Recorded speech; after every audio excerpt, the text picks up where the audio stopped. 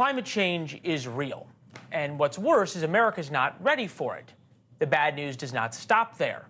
All of the things we are doing, the billions, if not trillions of dollars that we are spending, will make the problems worse, not better for us. First, on this Friday night, it's hot. That might seem obvious. It is July, after all. It's summer.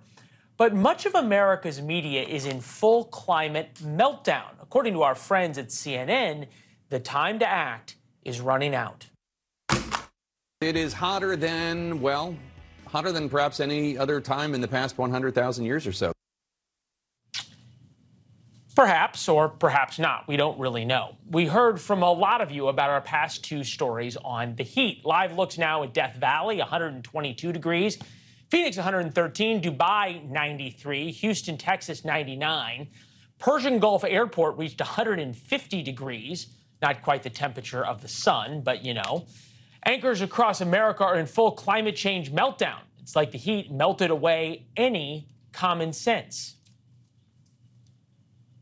These are records we do not want to be breaking. I fear that this might be a harbinger of things to come, perhaps the new normal. No let up this week from those dangerously hot temperatures across the country. It's getting hot. All right, remind me in the middle of winter to not complain. Paul, are we near the end of this heat streak?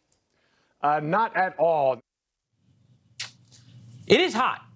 It's getting hotter. Who knows how long it's going to be hot during summer, but we aren't spending any time or money figuring out how to live with the heat. Joining me now, Jeff Goodell, his latest book, The Heat Will Kill You, You First, Life and Death on a Scorched Planet. Jeff, we're glad to have you. Are we on to something that we're going to have to figure out how to live with these much higher than, I guess you could say, normal for the past 20-year temperatures?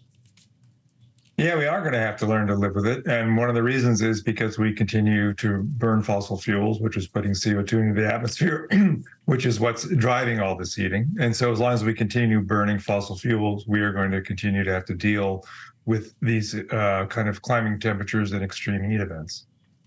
All right. Fair enough. And I guess people can argue back and forth in terms of how much we're burning and the trade-offs. But I think about the Inflation Reduction Act, which was the Build Back Better, which was the Green New Deal. About $1 trillion.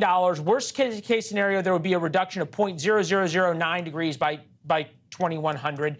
Best case scenario, reduction of about 1/4 degrees for all this money we're spending. I guess what I'm trying to understand is, if we know it's going to get hotter and fossil fuels aren't going to end tomorrow, would we be better off spending this money on better air conditioning systems, nuclear power plants, better transmission lines, rather than just trying to eliminate carbon emissions? Well, first of all, I want to argue with your premise. The Inflation Reduction Act was not the Green New Deal. Those are very different things. Second of all, we need to do both. We need to reduce the carbon emissions that are causing this temperature rise. That's really important because that's the only way we're going to stop this increase in warming that we're experiencing.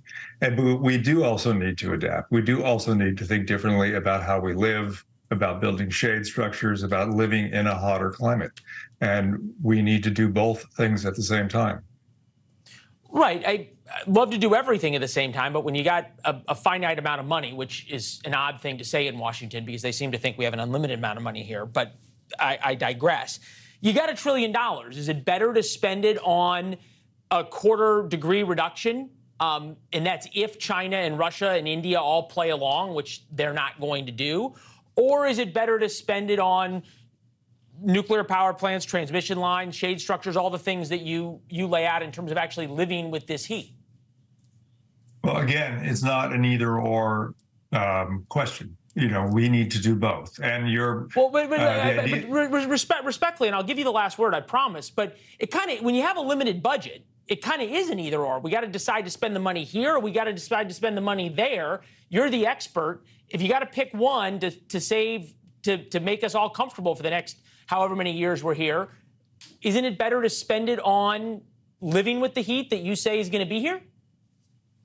No, it's better to spend it on both. And the craziest thing to do is to spend it on more fossil fuel. Thanks for watching. Go to newsnationnow.com to find NewsNation on your television provider. And don't forget to subscribe. Click the red button to get more of NewsNation's fact-driven, unbiased coverage.